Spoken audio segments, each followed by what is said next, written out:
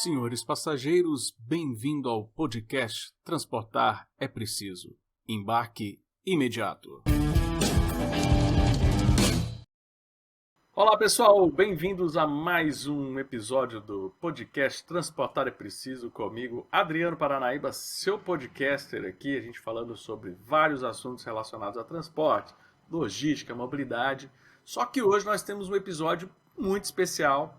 Não diferente, porque vamos falar de transporte sim, mas ele é especial porque nós vamos comemorar nesse episódio o aniversário de um pensador, de um grande intelectual, para mim um dos maiores nomes do século XX, ele, o economista Friedrich August Hayek, o vulgo Hayek mesmo, o pessoal fala Hayek mesmo, que é um cara que influenciou não só a minha carreira de pesquisador na área de transportes, como a gente observa a influência dele em várias áreas, psicologia, inteligência artificial e transporte também. Então, hoje eu chamei aqui para bater um papo comigo o meu amigo que está sempre aqui presente, sempre quando dá, a gente traz ele, Sérgio Albrecht. Sérgio, bem-vindo ao podcast Transportar é Preciso, cara. Mais uma vez um prazer, né? Já uma rotina quase aparecer aqui. Cada trimestre acho que tem um episódio que eu apareço aqui. Tanto porque a gente tem essa proximidade nossa, mas os assuntos de economia e transporte estão sempre interligados, né? E a vez de falar de Hayek, a ordem espontânea e o transporte, acho que é inevitável, né, Adriano? Sim, é muito bacana a gente ver assim, Sérgio, porque o Hayek, ele não falou de transporte, né? A gente não tem algo específico do Hayek falando de transporte, mas a influência que ele tem sobre o assunto transporte, eu vejo muitos artigos científicos sobre transporte, a questão do urbanismo, né? Até no episódio recente eu mostrei aqui para vocês que eu bati um papo com o Alain Bertrand, que publicou o livro no Brasil, esse livro O Ordem Sem Design, publica a tradução do Anthony Link também, já foi entrevistado aqui. Esse meu aqui está autografado, porque eu encontrei o Alain Bertrand. E ele tem uma história massa, porque ele fala que o título desse livro é inspirado em Hayek, né? E é muito bacana porque ele foi um urbanista que trabalhou com Le Corbusier, que foi um urbanista muito intervencionista, né? Criou umas ideias muito intervencionistas. E o livro aqui dele, ele começa com uma frase do Hayek. Então o cara começa, vou ler a frase do Hayek aqui, que ele começa o livro dele. A ordem gerada sem a intenção pode ultrapassar de longe os planos conscientemente idealizados pelos homens. Então o cara está falando de ordem espontânea, e isso tem ganhado um espaço muito grande, a discussão sobre ordem espontânea. Outros professores que publicam sobre transporte, professor Sanford Ikeda, muita gente da área de transporte e urbanismo vem resgatando essas ideias do Hayek sobre ordem espontânea. E eu queria que você, Sérgio, falasse um pouco aí para a nossa audiência o que é essa ordem espontânea. Porque quando a gente fala em ordem espontânea, o pessoal acha que é abriu as portas do cabaré, seja o que Deus quiser, e toca o terror, é anarquia, é loucura, é farra. O que é a ordem espontânea do Hayek? Acho que o primeiro ponto para a gente entender o que é a ordem espontânea é entender o que não é a ordem espontânea, que é esse espantalho, como você falou, que as pessoas têm o tempo inteiro, que acho que eles falam anarquia, mas não anarquia no sentido de não ter um controlador, mas é anarquia no sentido de algazarra. Né? De ser aquela zona, não tem coordenação nenhuma, não tem planejamento nenhuma. Então, é aquele caos. Essa é a visão que algumas pessoas têm do que seria o oposto de uma ordem controlada de cima para baixo. A ordem espontânea é o resultado daquelas interações, daqueles padrões de comportamento que vão surgindo dia a dia, através de um dilatado escopo de tempo, dentro de alguma esfera de atuação dos seres humanos. Ou seja, é aquele ponto que a gente sempre fala que assim, é o resultado da ação humana, mas não do desenho da mente humana. Né? Então, os exemplos mais claros que tem para a gente entender e talvez tangibilizar um pouco mais esse conceito é a gente pensar no próprio português que a gente está falando aqui, o idioma, tirando o Esperanto, a gente pode pensar aí em todos os idiomas, eles surgem do dia a dia, não existe uma ordem top-down que criou as regras gramaticais do português, do inglês, do espanhol, de qualquer idioma que seja. E isso vai se moldando e vai se modificando ao pouco ao longo de centenas de anos, de milhões, trilhões de interações entre milhões, trilhões de seres humanos, trilhões que eu estou falando, não que estejam todos aqui, mas ao longo de todo esse processo dilatado de tempo. A gente saiu, a base do nosso idioma é o latim lá de trás. Então, e a gente veio e foi modificando e a gente chegou no português de hoje. E a gente pode falar tudo, menos que o português não é algo coeso, não é algo que tenha, que tenha uma super organização, que seja super útil para a gente entender. Se ele fosse caótico, a gente não conseguiria nem estar utilizando o português para fazer esse podcast, Adriano. Não, e o bacana do idioma, eu acho assim, sempre quando me perguntam de haiku, sempre que eu tenho que falar de haiku, eu uso esse recurso. Eu uso a linguagem como uma forma de mostrar que a ordem espontânea, na verdade, não é que é algazarra, anarquia, bagunça. É você planejar sem a necessidade de um planejador central. Então, por exemplo, quando a gente pega o próprio português, vamos destrinchar mais. Os sotaques, né? O Brasil, nós temos aí 5 grandes regiões no Brasil, que a gente dividiu, centro-oeste e tal, e a gente percebe sotaques, né? O pessoal do Rio Grande do Sul, eles não organizaram lá, eles fizeram uma convenção e alguém falou assim, ó, nós vamos falar um bar, né? Bate, barbaridade, trilegal. Cara, como que surgiu o sotaque, as gírias de cada lugar, e a gente consegue entender, quem é de Goiás entende, quem é de São Paulo, quem é do Nordeste, o Nordeste tem o sotaque dele desenvolvido ali. E, cara, isso tudo foi ordem espontânea. A grande diferença é que você não tem um grande planejador, um grande defensor ali do que é o idioma, o que não é. O máximo que a gente tem são os professores de português que tentam ordenar e querer mostrar a lógica disso nos manuais de gramática. Mas não foi um manual de gramática que criou a gramática.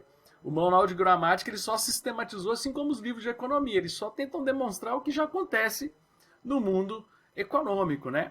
E essa questão do mundo econômico é engraçado porque nós escrevemos um artigo, né, Sérgio, há um tempo atrás, que foi publicado lá no blog do Mises Academy. Também publicamos ele em outros websites, fizemos outras variantes desse artigo. Eu lembro que lá no Web Advocacy nós publicamos. E a gente fala disso, né, se a gente não, as pessoas falam, se não organizar a cidade, vai virar uma zona e tal, e a gente coloca aquela questão do alface, né? Como é que o alface chega numa cidade que nem a Grande São Paulo? Como é que um feirante vende, né? Não tem alguém que... E o alface não falta, né? Seja em Nova York, seja em Boston, seja em São Paulo, não falta alface no supermercado, e é um produto que tem zero intervenção estatal, né? Zero. Não. E provavelmente 99% do alface consumido em São Paulo, que é o exemplo que a gente dá, não é produzido na cidade de São Paulo ainda por cima. Né? Ainda tem esse dificultômetro, a gente tem que trazer de outro local. De outros vários locais, né? Não é que a gente traz de um local só, que também foi determinado de cima para baixo. Então, é impressionante a gente olhar como o mercado, as relações interhumanas de troca também são uma ordem espontânea. Né? Então a gente vai se ajustando, a gente vai pautando esse comportamento e a gente vai chegando à conclusão do quanto que deve ser produzido, quanto não deve ser produzido. E ninguém tem esse conhecimento sozinho na cabeça dele. Então, até falando de Hayek de novo, a gente falando das condições de local e tempo. Então, eu, como um agricultor aqui, eu vejo uma oportunidade de vender não para o mercado inteiro, eu vejo a oportunidade de vender para algumas pessoas específicas de carne e osso, aquele alface. Então, eu planejo a minha produção tentando antever o consumo dessas pessoas de carne e osso que eu acredito que podem ser os meus clientes.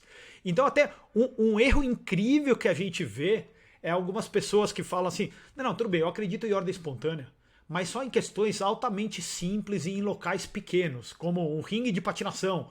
As pessoas estão patinando lá, então cada uma está patinando do seu jeito, mas é um evento teoricamente simples. Se eu tentar controlar, tem uma pessoa, você patina para a direita, você patina para a esquerda, você mais rápido, você mais devagar, tal, ninguém vai conseguir patinar. Então tem gente que aceita essa ordem espontânea dentro de um escopo pequeno. Mas ele fala assim, não, na hora que a gente chega num escopo grande, como a gente vai controlar o trânsito da cidade de São Paulo, ou a gente vai, mais que o trânsito, a gente vai controlar o transporte na cidade de São Paulo, a gente precisa de planejamento. É isso, pelo menos é isso que eu escuto. Assim como o planejamento econômico de todas as atividades, como a alface. E o que a gente começa a ver é que quanto mais complexo for o evento que tem que ser planejado, que tem que o evento que a gente está analisando, mais planejamento ele demanda. E a única maneira da gente conseguir mais planejamento que incorpore esse conhecimento de local e tempo é o planejamento disperso. É a ordem espontânea, é essa regulamentação que vai surgir de baixo para cima, essas interações que vão surgindo e vão criando comportamentos pautados de todas as pessoas que estão nessa esfera de atuação. Então, acho que é essa uma outra confusão. Então, eu confundi que, não é porque não existe o planejamento do cara top-down, do burocrata, do engenheiro social lá em cima, que não existe planejamento nesse mercado. Ao contrário, existe muito mais, né, Adriano? Sim, porque você vai testar várias formas de planejamento, você vai ter vários atores do mercado tentando ali achar a melhor solução para aquele problema complexo. Então você consegue descentralizar bastante essa tomada de decisão, e se a decisão for equivocada, ela vai ser fácil de ser corrigida, né? Até o ponto que uma solução vai surgir e vai resolver o problema. Por exemplo, eu não gosto de falar das máscaras, né? Mas que nós tivemos aí na época do Covid, mas chegou uma hora que a galera começou a fazer máscara de pano, velho. Ninguém falou que era para fazer máscara de pano. As pessoas foram achando foi uma coisa assim que surgiu totalmente centralizada. Ficar usando máscara descartável, toda hora joga fora e tal. Quando você viu, o pessoal já estava fabricando e aí não teve uma grande indústria de fábrica de máscara de pano. Você via pessoas pequenas ali, comerciantes começaram a fazer ali a máscara de pano. Daqui a pouco estava todo mundo vendendo máscara de pano, todo mundo aderindo àquela ideia. Então assim, foi surgir. De repente, quando você vê, tinha muito mais gente usando máscaras de pano do que as máscaras descartáveis e tal, a respeito do lado do Covid. Então você tem essa questão, né, que é um ponto interessante, porque, voltando aqui, dar um ênfase aqui no Hayek, o Hayek, a gente está falando de Hayek porque ele nasceu em 8 de maio lá de 1899, foi morrer em março de 92, né, 92 com 92 anos, então é fácil lembrar a idade que o Hayek morreu, né, porque foi 92 anos, né, e ele tem várias publicações sobre esse problema de você fazer o planejamento central. E na perspectiva do Hayek é exatamente esse, o problema é justamente esse da informação. Quando alguém tenta tomar uma decisão, até o problema chegar à visão, né, até o planejador central saber como é que é o problema de fato, e até ele bolar uma solução para ele, o problema já até mudou. Justamente pelo que você falou, da questão dos acontecimentos complexos. Se você delega esse planejamento para as pessoas que estão ali no chão de fábrica, que estão ali, os empreendedores que estão ali no dia a dia, as soluções vão surgindo. E cada um vai buscar uma solução para um pedaço do problema, dentro da sua expertise, que nenhum planejador central consegue resolver, né? Seria um pouco disso, né, Sérgio? Não, com certeza. E a gente trazendo, então, talvez um pouco aí pro artigo que você citou, nosso, que a gente escreveu, e trazendo para o meio do transporte, é o que a gente vê, assim, poucos mercados são mais desenhados top-down do que o transporte urbano. É difícil não, mas assim, é difícil a gente pensar, eu ia falar, mas assim, mas são poucos os que a gente tem. A gente tem essa noção inteira que a gente precisa ter que ter um órgão regulador que vai estar construindo todas as soluções e dando vazão para ação empresarial, para ação humana, dentro de alguns escopos específicos de espaço, de tomada de decisão e atuação. Então, o que a gente começa a escutar o tempo inteiro, eu sempre comento contigo, que é essa obsessão do controlador central por economia de escala. Né? Porque ele sempre acha que existe uma eficiência estática que só funciona naquele momento, que volta para esse ponto que você estava falando, que assim, na hora que ele implementou esse problema dele, já mudou o problema. Exato. Principalmente na hora que ele está pensando uma solução única para todos os problemas, né? Na hora que a gente vai implementar aquilo, já mudou completamente. Então a gente sempre escuta essas panaceias no transporte urbano, assim, não, a solução para tudo isso é colocar metrô na cidade inteira. A solução para tudo isso é atacar os carros. A gente tem que diminuir os carros para as pessoas serem forçadas a utilizar mais transporte público. Ou a solução para tudo isso é diminuir o número de garagem nos prédios, então as pessoas não vão poder mais ter aglomeração urbana. Ou a solução é o rodízio. Ou seja, a solução do transporte urbano nunca passa por deixar o mercado encontrar as soluções dele e estabelecer mais direitos de propriedade para que a ação humana possa, a ação empresarial possa se perfazer, né? Ou seja, a gente está sempre ignorando a capacidade de resolver esses problemas no nível micro. A gente só está pensando em como resolver esses problemas no nível macro. Que daí é o planejamento central, é ignorar a ordem espontânea, né, Adriano?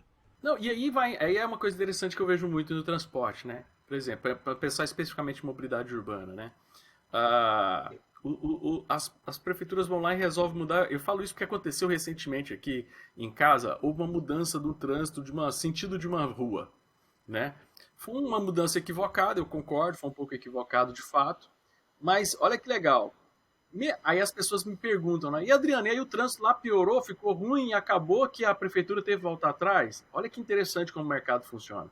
As pessoas viram que a rua não ficou legal, elas foram buscando outras alternativas. É que nem você que está vendo a gente aqui, que está escutando nosso podcast, tem uma obra numa rua de uma cidade, né? Nos primeiros dias tem um puta congestionamento. Depois o congestionamento começa a parar. Por quê? Porque as pessoas começam a buscar uma solução para fugir daquele local. E passa um tempo, aquele lugar já não fica mais tão congestionado, porque as pessoas vão buscando outras rotas. E por as pessoas buscarem outras rotas de forma descentralizada, você não tem necessariamente um deslocamento do congestionamento de um lugar para o outro. Ele vai acabar ficando mais disperso na sociedade. Então os carros acabam... Então assim, aí passa um tempo, a prefeitura fala assim, olha aí, eu acertei na mudança do trânsito, ó, já está bem melhor. Não, ele causou um problema, aí as pessoas tiveram, o mercado teve que buscar um pouco a solução. Se ajustou.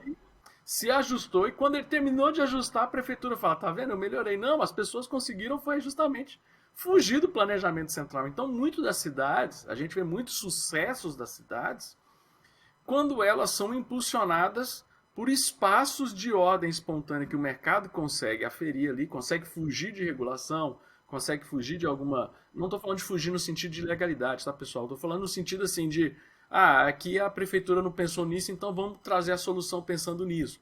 Então a gente vê isso muito no urbanismo, na mobilidade urbana, que a gente identifica dentro do processo das cidades.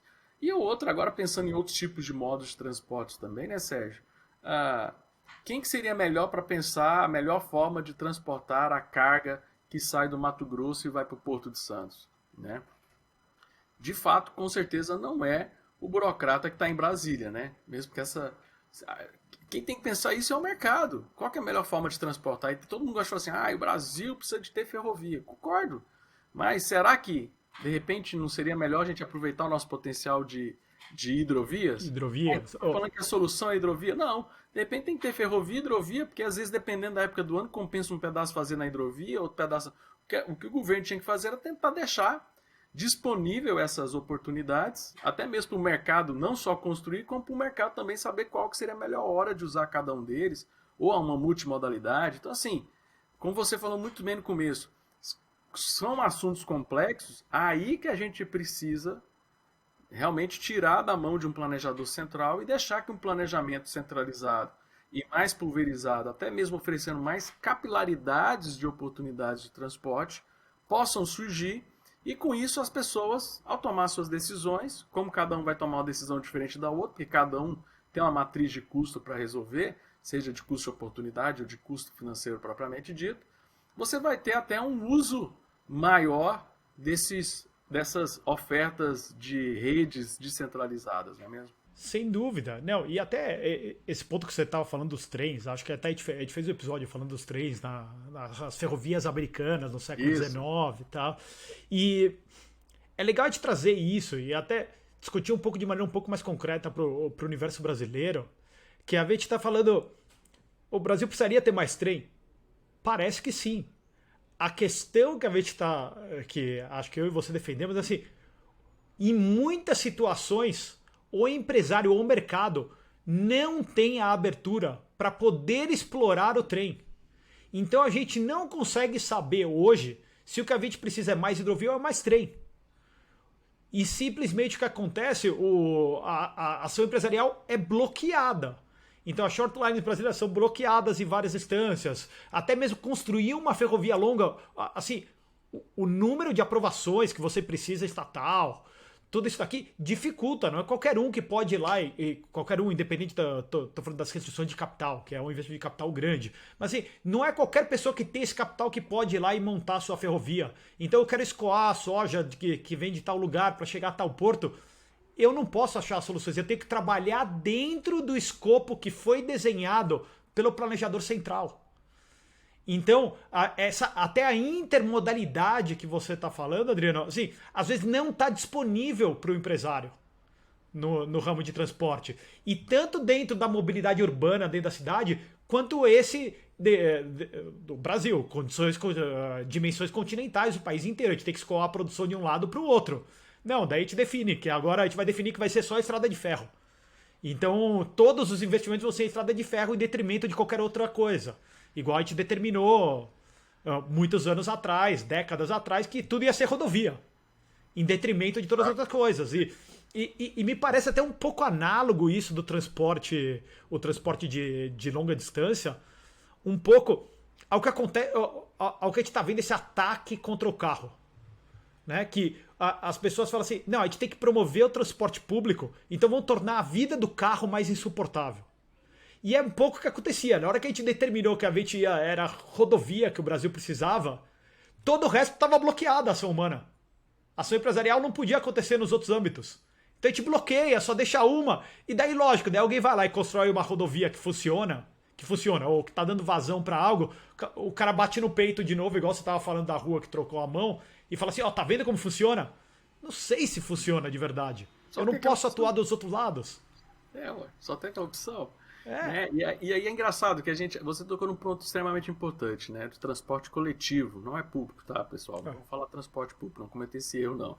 Transporte lá de coletivo, transporte urbano e tal. Os caras ficam falando tão mal do carro, mas a própria prefeitura ela faz muito mais investimentos de infraestrutura pró-carro do que pró-transporte coletivo. Como é que você quer que o cara troque o conforto do carro dele para entrar num busão lotado? Onde, né, eu tô falando aqui da cidade de Goiânia, onde a gente já tem o perigo do ponto de ônibus cair no cara e matar o cara. Aqui em Goiânia tá acontecendo isso. As estações, né, caindo. Então, assim, foi em Aparecida de Goiânia e outra aqui em Goiânia, né? A morte aconteceu em Aparecida de Goiânia. Do ponto de ônibus cair em cima da pessoa e a pessoa morrer, cara. Então, assim, e as estações, né? Começa a chover, pegar ônibus para quem anda em dia de chuva, pegar ônibus no Brasil é um inferno. Então, como é que você, que é um planejador central, quer que as pessoas parem de usar carro se o que você está oferecendo como alternativa não atende as pessoas? E aí você quer proibir, você quer, que nem você falou, marginalizar o dono do carro. Né? Toda vez que você constrói um viaduto na cidade, você está falando, ó, continua usando o carro, a gente quer que você continue usando o carro. Aí constrói um viaduto e fala assim, vamos proibir garagem lá no centro. Tipo assim, eu gasto milhões de reais fazendo uma infraestrutura de pistas que me leva lá para o centro da cidade. Aí fala assim, vamos impedir que os carros venham, vamos proibir garagem lá no centro. Poxa, até, não é nem assim, não é nem que é falta do planejamento, chega até a ser irracional. Você gasta um dinheiro gigantesco com uma infraestrutura que incentiva o carro para falar para o cara não usar o carro. Pô, tem algo muito errado nessa conta, né, Sérgio? Então não é nem mais uma questão de ordem espontânea ou de planejamento central. É realmente... E aí eu entro... Aí é o link que eu queria fazer com o meu ponto. Porque não dá para o cara... Não é que o cara é burro, não é porque o cara... Pô, você pega as prefeituras de São Paulo, prefeituras de grandes cidades, Belo Horizonte... Pô, você tem um corpo técnico bom, né? Não vamos aqui falar mal dos engenheiros e tal. Mas é porque não dá para planejar tudo, cara. Não dá para você montar um comitê de 10 pessoas e decidir como é que vai ser o trânsito na cidade de São Paulo, por exemplo. Como é que vai ser o trânsito de uma cidade de Belo Horizonte, né? Que é o que fazem quando, por exemplo, faz o plano diretor de mobilidade. Faz lá um plano diretor onde uma meia dúzia de pessoas vão discutir como é que vai ser o trânsito, como é que vai ser a mobilidade urbana para os próximos 10 anos. Realmente isso é meio surreal. Não, total. E um outro ponto que Hayek levanta bastante a bola em vários momentos é a importância da propriedade privada. E o que a gente acaba vendo no mercado de transporte urbano ou até o transporte de longa distância assim, é a destruição do conceito de propriedade em vários aspectos. Então, desde proibições. Não é você pegar e montar uma empresa de ônibus ou de vans para fazer o transporte coletivo que você está falando dentro da cidade. Você precisa de uma série de autorizações. né? Você tem que estar dentro de um escopo de atuação que varia de cada prefeitura, de cada estado, para cada local. Então, você também não tem a liberdade para atuar aí o tempo inteiro. Né? O outro ponto, a gente está falando das ruas. As ruas são públicas no sentido de pertencer ao Estado. Então, até o incentivo da rua, né, o trânsito, não é um fato dado pela natureza. É uma tragédia dos comuns. Ou seja, todo mundo tem um estímulo para utilizar aquilo ao máximo. Né? E o outro, quando a gente olha... A gente está falando que no Brasil não funciona o transporte coletivo, né? Mas sempre com muita intervenção pública, tudo. E o brasileiro gosta de virar e falar assim, não, porque eu fui para Nova York, eu andei de metrô o tempo inteiro, eu fui para Paris, andei de metrô o tempo inteiro. Tal. As pessoas têm que entender que nesses lugares também são caóticos. E também, em geral, nessas cidades, a principal conta da cidade, ou a segunda principal conta das cidades e dos estados, depende de qual que está o nível de quem controla o metrô e os transportes coletivos, assim, é o maior rombo que eles têm. Então, assim, são gargalos de perda de dinheiro atrás de perda de dinheiro, que faz com que... O que a gente tem que fazer? A gente tem que aumentar a IPTU, a gente tem que aumentar a taxação dentro dessas cidades, a gente tem que aumentar o imposto sobre valor agregado, a gente está destruindo a propriedade privada dos outros lados e fazendo uma construção também. Aqui, eu não estou sendo contra o metrô, estou sendo contra a maneira com que o metrô é gerido hoje em dia. Que essa ideia que o metrô é um monopólio natural que tem que dar prejuízo. Não, vamos lá, né? Vamos ponderar, né? Todo brasileiro gosta de falar quando viaja pro exterior, de que eu andei no metrô, não sei do que, já entrei no... Cara, a gente usa no horário do turista, né, velho? Ninguém pega o metrô de Nova York 6 da manhã, 7 da manhã. Eu pegava, quando eu fui fazer estágio em Nova York nos anos 90, eu Você pegava o metrô trabalhava. de manhã e era assim, era verão. Eu tava Caótico. fazendo. Eu morava lá na 90 e pouco e fazia. O meu internship era nas Twin Towers mesmo, nas que caíram. Então, assim, eu pegava aquilo, e ainda era uma época que você usava terno e gravata pra ir, né? Eu ia de terno e gravata. Assim, eu lembro que eu derretia dentro do negócio, chegava suando, eu levava outra camisa na mochila pra trocar no meio do dia depois que eu chegava no trabalho. Então tem todo esse romance. O cara bate foto lá no metrô de Nova York, no metrô da França, né? De Paris e tal, lá da Ile de France e tal. E é engraçado você falar das contas, né? O metrô de Paris é, sem sombra de dúvida, o maior, o metrô mais deficitário do mundo, né? Ele tem uma dívida bilionária em euros, né? E para quem não sabe, o planejamento do metrô de Paris, ele segue um modelo chamado EPSUR, que significa o quê? É um modelo que ele leva em consideração várias variáveis, como que o metrô tem que atender a população, só que não leva em conta nenhuma variável monetária, nenhuma variável financeira, né? E por que isso é importante, né? E o que isso tem a ver com o Hayek? Sempre tentando puxar o Hayek. Porque o Hayek falou a grande sacada. Quem que é a informação que mais carrega informação junto com ela? O preço, né? Então, se você faz coisas sem considerar os preços ou coisas que fazem os preços serem ignorados, o caminho para o fracasso é realmente muito grande, porque o preço é a informação mais completa que a sociedade pode ter. Não é à toa que quando você chega num restaurante, qual que é a informação que está no cardápio? Não está o currículo do chefe, né, galera? Está o preço das coisas, mano. Depois que você olha o preço, que você vai questionar. Você entra num site de compra, você entra no marketplace da vida aí, às vezes tem dois produtos iguais sendo vendidos por fornecedores diferentes no mesmo marketplace. Um está muito mais caro que o outro, você fala, pô, esse aqui é muito barato, deve ser Tabajara, esse aqui deve ser até usado e tal. Então, assim, o preço é uma informação muito importante para a economia. E os sistemas de transportes, eles costumam muito querer ignorar essa variável, seja como na França, que dane-se a informação preço, seja através de subsídios, que o subsídio vai distorcer essa informação. E o Hayek faz uma contribuição muito grande para a economia de mostrar essa importância dos preços, né, Sérgio? Os preços são... assim, sem o sistema de preço, a gente não pode ter a vida em sociedade em larga escala. Né? Porque como que a gente vai interagir, como que a gente vai planejar, o cálculo econômico...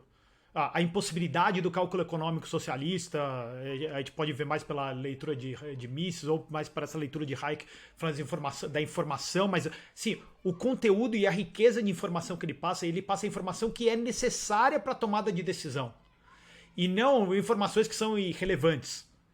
Né? Então, até a informação, a gente fala que hoje em dia a gente vive num mundo que tem informação demais, como que a gente filtra o que é importante e o que não é. E você está falando aqui, a gente tem um mecanismo que surgiu também de maneira espontânea, uma ordem espontânea, o sistema de preços. Né? Então, a gente consegue ter uma ideia as valorações relativas de um produto com outro, e as pessoas realmente estão navegando às cegas. Na hora que ele fala assim, não, que a gente precisa mais uma linha aqui, porque tem mais gente indo para cá. Precisa de uma linha aqui, mas qual o custo? Se for a um custo X, talvez as pessoas preferem uma linha para o outro lado.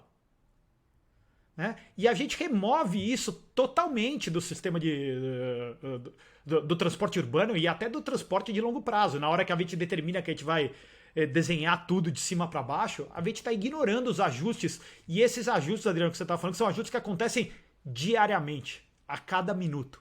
O que não quer dizer que a cada minuto a gente dá uma mudança do pêndulo de 180 graus.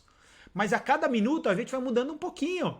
E às vezes eles vão mudando para uma mesma direção, que ao longo de poucos anos faz a gente mudou muito grau, mudou 45 graus, mudou mais que isso. Então, ignorar os preços talvez é o grande erro do planejamento urbano, inclusive, como um todo, não só o transporte, né? Até a ideia que a gente vai ter um bairro que é para isso, outro bairro para aquilo, outro bairro para outra coisa, e a gente vai desenhar top-down, e depois tem um baita do trânsito e fala assim, nossa, como que o cara não conseguiu ver isso que era óbvio? Não é que o cara é burro, de novo, igual você tá falando. O cara provavelmente ele é muito mais inteligente que nós dois aqui. É simplesmente que ele não está exposto às informações corretas. Até porque, como o próprio Horta de Soto fala assim, a informação necessária para coordenar o amanhã ainda não foi nem criada. Acho que um exemplo que a gente deu num bate-papo que a gente falou também, um outro episódio que a gente gravou muito tempo atrás, a gente falava assim, então vou colocar a linha de trem, mas não vai, de metrô, mas não vai ter nenhum metrô que vai sair aqui, aí do lado da casa do Adriano em Goiânia. Não vai ter nenhum metrô que vai sair ali, porque não tem a necessidade. O cara começa a obra, construiu 6 meses depois que a obra tá pronta, e a obra já demorou 4, 5 anos, sim, constrói uma universidade aí do lado. Né? Então, de repente, a gente tem uma baita demanda por transporte. Eu tô falando uma universidade gigantesca, não tô falando uma que tem 100 pessoas. Então, assim, um campus universitário é criado aí porque tinha um terreno que valia a pena, o empresário viu que valia a pena. Assim. Então, agora a gente não tem. Então, a gente tem que construir uma linha de trem inteira nova. Então, você fala assim, o planejador, o cara que estava construindo, ele errou. Ele, no ponto de vista individual dele, ele não errou. Ele está fazendo uma aposta empresarial como toda outra qualquer. Só que ele está determinando que o erro dele, ele acertar ou ele errar nessa projeção do que será o futuro, todos nós temos que arcar com ela. E não só ele com o investimento dele, com o dinheiro dele. Não, e a gente vai além, por exemplo, na pandemia, né, quando voltou da pandemia, um exemplo que eu sempre falo de como as cidades mudaram depois da pandemia, porque todo mundo mudou de emprego, perdeu emprego, foi arrumar emprego em outra coisa, home office, tal, isso mudou muita coisa. Né? Porque quando a gente fala do home office, claro, home office é para uma parcela pequena da população, mas o grosso da população literalmente perdeu o emprego e teve que trabalhar em até outra atividade econômica para poder sobreviver, como por exemplo o pessoal que trabalhava em companhia aérea, tal, essas coisas. E uma cidade que eu achei muito interessante foi a tua cidade aí, Boston, porque eles soltaram o comunicado falando assim, nós vamos ter que zerar as linhas de ônibus. Cara, eles zeraram as linhas de ônibus, falaram assim, nós vamos ter que repensar todas as linhas de ônibus, porque as pessoas não moram e não trabalham mais no mesmo lugar, né, depois do pós-pandemia. Tá, isso é um caso extremo, mas para mostrar pra gente assim, tá, a pandemia fez esse movimento, mas e ao longo de 10 anos? Que é o prazo de um plano diretor ficar maturado. Pô, em 10 anos a sociedade muda com certeza até mais do que o que a sociedade mudou em 2 anos de pandemia.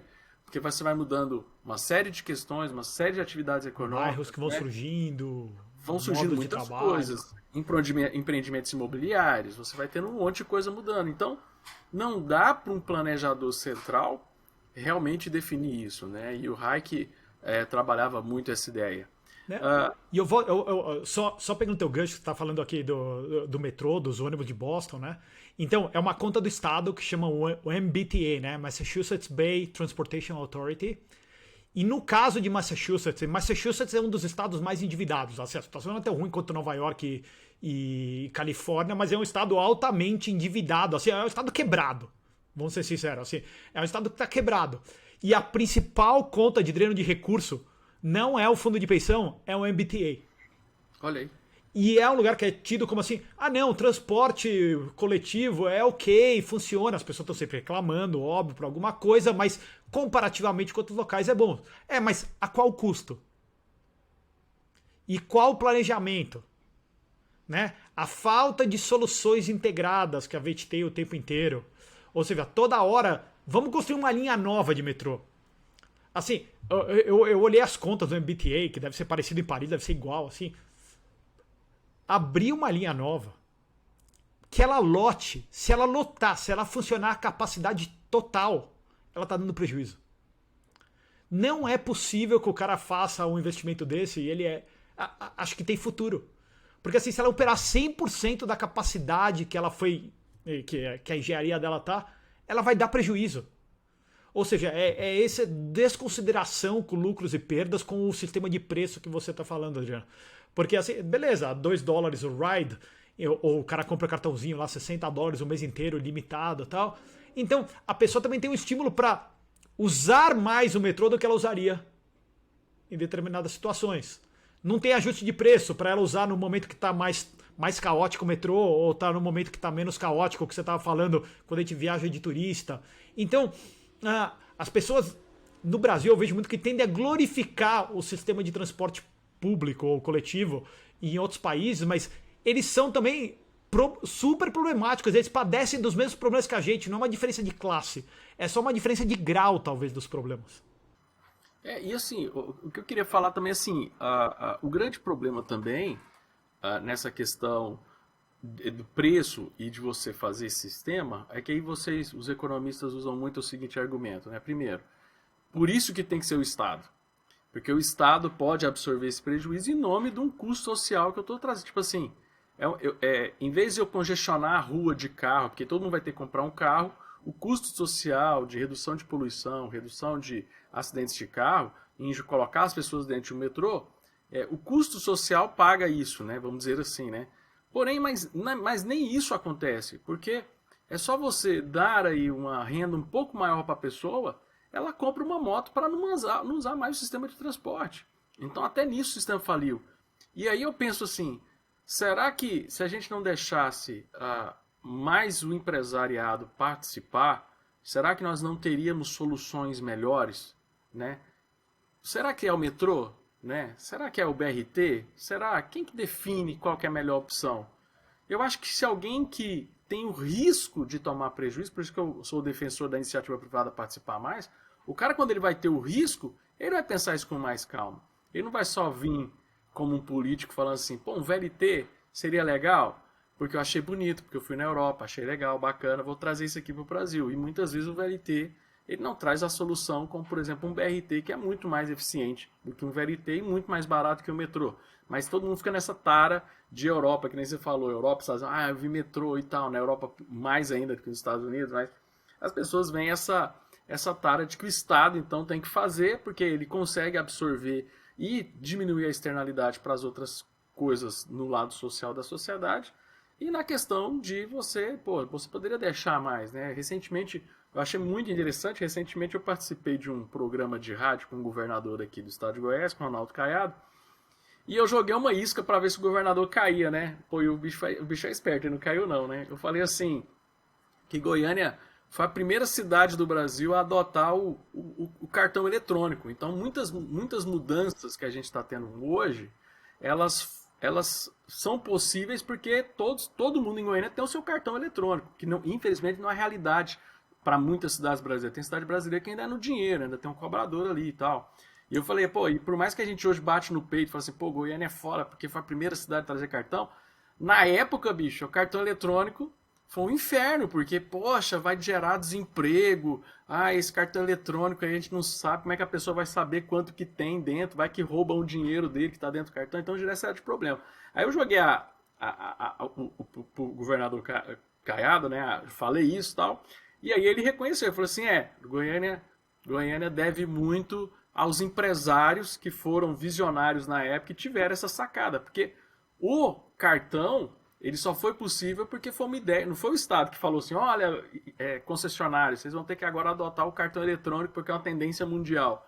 Não, um empresário aqui, que eu até admiro muito ele, né, o Edmundo aqui, que é um grande nome aqui do empresariado do setor transporte, teve a ideia de, pô, vamos trazer um cartão eletrônico, porque eu estou vendo experiências lá fora que o cara está conseguindo ter melhoria no seu custo de operação e tal, isso ajuda todo mundo, diminui o número de assalto dentro. Então, assim, foi uma ação empresarial que o cara teve coragem de enfrentar, que estava todo mundo contra, e hoje todo mundo elogia. Mas, poxa, na época, não era senso comum de que você... o cartão eletrônico é a melhor opção. Então, hoje, por exemplo, você consegue diferenciar quem é estudante, quem é idoso, para você fazer uma série de políticas públicas, graças a uma ação empresarial que foi o cartão eletrônico. Se não fosse cartão eletrônico, como é que você ia controlar quem que é estudante para poder dar meia entrada? Dentro do pouco escopo de atuação que esse concessionário tinha para fazer alterações no modelo de negócio. Exatamente. Mesmo assim foi criado. Não, até em cima do que você estava falando, eu pensei em 2 pontos que vale a pena te tocar. O primeiro é, se a gente olhar para o transporte urbano, qual que foi a principal inovação que a gente teve nesses últimos 15, 10 anos? Sim, sem dúvida nenhuma, foi o modelo de negócio Uber. Né? No transporte urbano. E isso já traz uma série de soluções para uma série de problemas e inclusive muito mais pessoas podendo fazer uso da intermodalidade que você estava falando, que antigamente era muito difícil a gente estar usando essa intermodalidade dentro do transporte urbano. Né? Então foi algo que veio como? Nesse caso, o Uber, em algumas cidades, ou em muitas cidades, ele foi desenvolvido inclusive na marginalidade. Ou seja, numa zona totalmente cinzenta do ambiente regulatório, que não sabia se ele poderia existir ou não em função do monopólio do táxi que tinha. Então, até a ideia que a gente tinha antes era assim, não, o táxi ele tem que ser 100% regulado por questão de segurança, por questão de espaço, de trânsito. E alguns empresários pegaram e tiveram a ideia, não, vamos utilizar a tecnologia presente, né? E vamos colocar um modelo de negócio novo em pé. Sei que já está batido, a gente está falando de Uber, mas olha, os últimos 15 anos, qual foi a principal alteração que a gente teve no transporte urbano? Foi isso, não foi uma proliferação de novos metrôs, não foi uma proliferação de BRT, não foi uma proliferação de nada. Foi isso. Hoje, nas grandes cidades da Europa, qual que é a principal diferença que você vê? Cidades com densidade geográfica grande, são os patinetes elétricos. Não o modelo de aluguel, mas até o modelo de compra de muitas pessoas. Em algumas cidades ainda tem o modelo... Também, ação empresarial. Alguém foi lá desenvolver um veículo que então, agora, para eu fazer um pequeno trajeto curtinho, eu consigo utilizar. Então,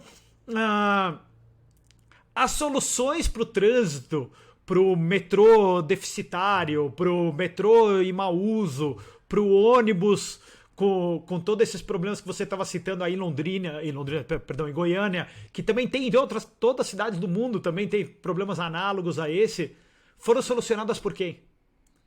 Em parte pela iniciativa privada. Que foi esse ponto que assim, então eu vou prover outra solução para essas pessoas. E as pessoas foram atrás de outras soluções, porque elas não podem atuar no transporte coletivo. Não podem atuar aqui. E hoje a gente já está tendo, eu não sei como é que tá isso, né? A Uber já está disponibilizando no aplicativo do Uber você alugar bicicleta. Então, a tecnologia facilita com que conceitos, né? Então, tipo assim, não é que o Uber é a solução, mas ele vai dando melhorias. Eles vão vendo a melhoria que ele precisa fazer ali para ele atender mais, para ele chegar longe, para parcerias surgem. Com certeza deve ser financeiramente vantajoso para o Uber colocar também bicicletas, eu acho que é uma parceria da Uber com a Tembici, que está organizando aí de você ter essa disponibilidade também de bicicletas. E isso e também outros modos de transporte aproveitaram da uberização para também fazer. Hoje a gente tem cidades, né, que tem sistemas de transporte complementar com micro-ônibus que estão integrados com o sistema e que você pede por aplicativo, né? Que você acompanha no aplicativo como é que está o andamento da sua viagem. Então, assim, sempre você tem soluções que começam muitas vezes até marginalizadas, polêmicas, e que vão desenrolando isso. Perfeito. E a gente começou falando da ordem espontânea. Nada mais ordem espontânea que isso. A maneira com que os usuários, integram o Uber dentro da sua realidade, da sua intermodalidade, é total espontâneo. É a pessoa desenvolvendo de baixo para cima. E eu falei assim, até problemas que a gente tinha, que o Uber não foi idealizado para resolver, como o cara que volta bêbado numa cidade, na balada. Sim, caiu fortemente o número de acidentes. E não foi por mais blitz, não foi por mais multas mais pesadas, mais fiscalização na saída das boates. Não, as pessoas vão de Uber agora. Então, as soluções... Como? Tem alternativa. É porque tem alternativa, né? Tem alternativa. As alternativas vão surgindo. Tem alternativa. E o usuário que determinou que ele ia utilizar isso, ele falou assim, pô, é uma boa, ó. Eu vou sair, eu vou beber um pouco, então eu não vou dirigindo. Ou eu vou, inclusive, eu vou de Uber para poder beber mais. Você escuta as pessoas falando isso. Então, assim, ordem espontânea. O cara que criou o Uber não pensou nisso. Tá? E, assim, problemas que a gente fala, problema de estacionamento grande. Assim, o caso dos patinetes elétricos. Você vai para Barcelona, ou você ia para Barcelona antigamente, assim, uma scooter, uma motinho do lado da outra estacionada, porque a cidade é boa, é plana, tal, é perfeito para você andar de vespinha, né, de um lado para o outro. Só que tinha umas partes da cidade que basicamente você não vê a cidade, é só uma scooter do lado da outra, uma vespinha estacionada do lado da outra. Agora diminuiu até isso, até a cidade ficou um pouco mais bonita. Por quê? Porque o cara que só vai andar 4 quadras, 5 quadras, 10 quadras, ele vai com o patinetezinho elétrico. Ele sobe com o patinete e ele põe embaixo da mesa de trabalho dele. Então, até os efeitos não intencionados que a gente tem disso, que vão acontecendo de maneira espontânea. E aqui qual foi a invenção? A invenção foi utilizar uma bateria elétrica, que tem um monte de problema para carro elétrico em geral, mas que não tem para esses veículos pequenos. Então, montei isso daqui, vende o patinete por $300. Sei lá. Nós temos alguns episódios que a gente trata da micromobilidade. Verdade. E, cara, nenhuma das ações de micromobilidade surgiram de forma espontânea de um cara que teve uma ideia e foi indo, seja o scooter elétrico, seja a bicicleta elétrica, seja a eletrificação da bicicleta. Nenhuma foi desenhada top-down, né? Seja o aluguel da bicicleta, foi tudo assim. Até a gente brinca, né? As bicicletinhas do Itaú, né? Por quê? Porque o Itaú foi o primeiro patrocinador desse tipo de atividade no Brasil. Então, assim, não foi a prefeitura, não foi o Estado. Então, assim, vejam, que para deixar claro também, aqui a gente não está assim, falando assim, então o Estado não pode fazer nada. Ele não pode achar que ele consegue pensar sozinho todas as soluções. Né? Se o Estado quer fazer alguma coisa por nós, que ele permita mais atividades, que ele acompanhe o surgimento de mais atividades, incentive o surgimento de mais atividades, se ele tem tanta essa necessidade de controle, então que ele faça um incentivo onde ele pode acompanhar ali o surgimento para ele saber, aqui está dando certo, aqui está dando errado, então vamos popularizar mais para cá, mais para lá. Então, assim, mas o pensamento, o planejamento, a origem do design, eles surgem sem essa ordem planejada e com ordem espontânea. Sérgio, se deixar, a gente fica aqui o dia todo falando de hike, porque a gente é apaixonado, a gente gosta muito do hike. Acho que só um ponto que é importante a gente falar, que a gente tocou assim de passagem. De relance. De relance, é essa ideia do monopólio natural em vários meios de transporte. Né? E as pessoas gostam de falar, a ferrovia é um monopólio natural, não tem jeito. O metrô, ele dá o prejuízo, então para a gente ter todos os outros benefícios, todas as externalidades positivas que, entre aspas, ele pode gerar, alguém tem que financiar isso, vai ter que ser o governo. No máximo ele vai contratar alguém para operar, mas no todo vai ser negativo. As ferrovias, quantas vezes a gente não escuta as pessoas falando isso? Ou até mesmo os faróis do mar. O exemplo mais clássico de todos é assim, os faróis do mar, como que a gente vai fazer para ter farol do mar? Então os barcos vão bater um no outro, tal.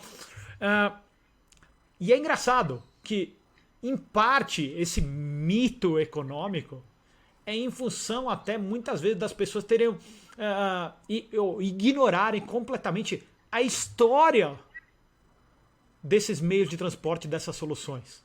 Então, assim, as ferrovias começaram como ferrovias privadas. O metrô de Londres começou como privado. O metrô de Londres, o metrô de Buenos Aires, o metrô de Boston começaram o de Buenos Aires, acho que era uma PPP, mas enfim, assim, começaram de maneira muito privada todos eles. Ações empresariais, um empresário ou um grupo de empresários que foi lá e viu uma oportunidade para resolver aquilo. Os faróis do mar, então, que é o exemplo mais caro que tem de public goods, assim, que tá nos livros de todo mundo. Sim, todos eles começaram historicamente. Eles eram privados. A gente olha 300, 400 anos atrás, os faróis eram privados. E os empresários desenvolviam maneira de resolver. Então, acho que o ponto importante só, Adriano, aqui, de você caminhar para o final, era lembrar todo mundo que assim, a tecnologia permite que a gente encontre mais soluções. Mas não é só porque a gente tem as tecnologias atuais que a gente pode encontrar soluções. No passado, a gente também encontrava soluções. Né? E pensar, pô, todos eles começaram privados, por que eles não podem ser privados hoje em dia? Talvez não é a forma de incentivos econômicos pelos quais eles são construídos que levam eles a serem sacos sem fundos de prejuízos. Então, talvez questionar um pouco isso também. Então, não só da liberdade, mas a gente tem que pensar que não é uma lei da natureza que essas coisas têm que ser estatais e tem que dar prejuízo. E assim, caminhando aqui um pouco pro final, porque eu falei agora há pouco, nós estamos enrolados, e fechando aqui com chave de ouro do Hayek, qual é o teu livro favorito do Hayek? O meu livro favorito do Hayek é o último livrinho que ele escreveu ali em 89, A Fatal Arrogância, acho que é em português o título, né? A arrogância fatal que ficou. É desse trecho que o Alan Defeito Bertrand Conceito. Eu não sei como traduziram em português, mas eu acho que é um livro. Porque o Hayek é muito. Arrogância fatal. A arrogância fatal. Tá ok. Então eu diria que esse é meu livro favorito de longe dos livros do Hayek. Eu gosto muito do Preço e Produção, que fala em português, do Price and Production. Esse não foi traduzido ainda, né? Não foi, tá. Então, tem os livros mais hardcore de economia, logicamente, lê Legislação e Liberdade, mas tem que ser alguém que goste muito de direito, e lê 3 tomos, vai ler quase 1000 páginas. É um livro mais difícil. Eu acho que você consegue abstrair muito do ler Legislação e Liberdade, até essa história da ordem espontânea dentro do Arrogância Fatal, você falou em português, né? Arrogância Fatal. Então, que é exatamente esse ponto que a gente está falando, é a arrogância fatal do engenheiro social de acreditar que ele pode controlar tudo de cima para baixo. Então, ok? Ou seja, é exatamente esse o ponto. E eu diria que, se esse é meu livro favorito, talvez o artigo favorito que eu teria do Hayek seria talvez aquele Economia e Conhecimento, não sei se também é traduzido em português, o Economics and Knowledge, ou o outro também, que é o The Use of Knowledge in Society, que, se não são meus favoritos, são os mais relacionados a esse bate-papo que a gente está tendo aqui. Deixa eu mostrar aqui para fazer até o merchan aqui dos 2 livros. Aqui nós temos A Pretensão do Conhecimento, que é um desses que você falou. É um artigo e a LVM transformou em Pocket, versão então, Pocket. A Pretensão do Conhecimento é um que eu tinha esquecido, que na verdade é o discurso dele do Prêmio Nobel, quando ele recebe o Prêmio Nobel. E é até um linguajar do Hayek mais fácil de entender. A lombada aqui, quem escreveu fui eu aqui. Então, comprem esse livro aqui, importante. E o outro você falou que é Economia e Conhecimento também. A editora LVM fez um livreto Pocket, né? Que é artigo também. São 2 artigos que eles transformaram em livreto para a gente alcançar e ter esses 2 aqui. Só para fazer a propaganda mesmo. Te cortei aí. Te cortei para fazer o merchan, mas é para as pessoas saberem que não tá perdido aí na internet, aí, que é difícil de achar, é fácil de achar. Eu acho que até os 2 nós temos uma tradução deles, certeza, tem uma tradução dos 2 na revista Mises, na Mises Journal, que é a nossa revista acadêmica do Instituto Mises, que fez uma edição de comemoração de 40 anos do Prêmio Nobel do Hayek, que é essa edição aqui, que eu estou mostrando. Tem aqui a Pretensão do Conhecimento dele, né? E tem também economia e conhecimento dentro dessa que tem online. Então isso aqui tem online para a pessoa acessar. Acesse lá Mises Journal ou revistamises.org.br. E tem um último só para terminar, tem um capítulo do Caminho da Servidão. Se não me engano é o capítulo 9 ou 10, eu nunca lembro de cor qual que é o porquê os piores chegam ao poder. Acho que é essa a tradução para o português. Sensacional, essa tradução. Sensacional.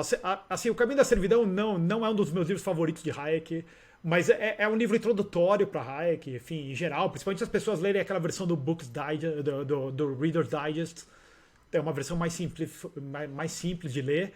Mas esse capítulo é simplesmente fantástico, explicando por que a gente sempre tem escolhas tão ruins de governante? Por que, que é a Hillary Clinton contra o Trump o tempo inteiro? E são sempre duas figuras nefastas que a gente tem que escolher entre uma delas. E aqui no Brasil também é a mesma coisa.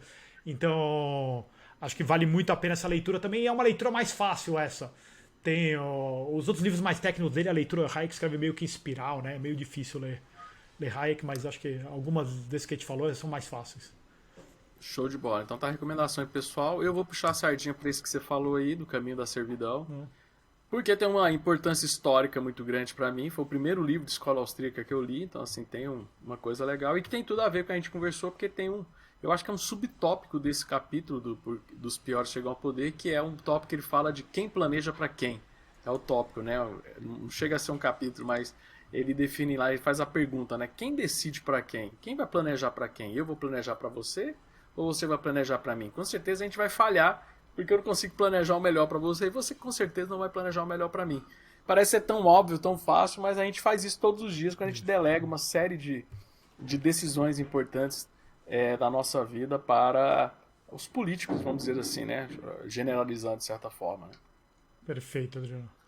Gente, então, muito obrigado, Sérgio, pela tua participação de novo aqui no nosso podcast, sempre com muito entusiasmo e trazendo muitos insights legais aqui para a gente discutir. Agradeço você aí que teve a nossa audiência, recomendo você acessar a internet, buscar conhecer mais sobre esse autor, o F.A. Hayek, muito importante. Nós temos uns vídeos, né, que o pessoal fez, uns raps, uns debates do Hayek com quem então, assim, muitas coisas assim que foram produzidas em torno desse grande pensador, que vai além da escola austríaca, né? A gente vê muita gente que não é da escola austríaca, que admira, que usa o Hayek nos seus estudos, né? Ele também foi professor lá na Universidade de Chicago, né? Então, assim, é um cara que influencia e não só a economia, né? Hoje a gente vê um volume muito grande da área de psicologia, inteligência artificial, outras áreas usando muito o Hayek. Então, você que acompanha o podcast Transportar, é preciso também acompanhar lá o Hayek. Então, valeu, galera. Um forte abraço para todos e até a próxima. Um grande Forte abraço, abraço. pessoal. Lembrando Tchau, que tchau. transportar é preciso e embarque é imediato. Valeu, moçada. Forte abraço.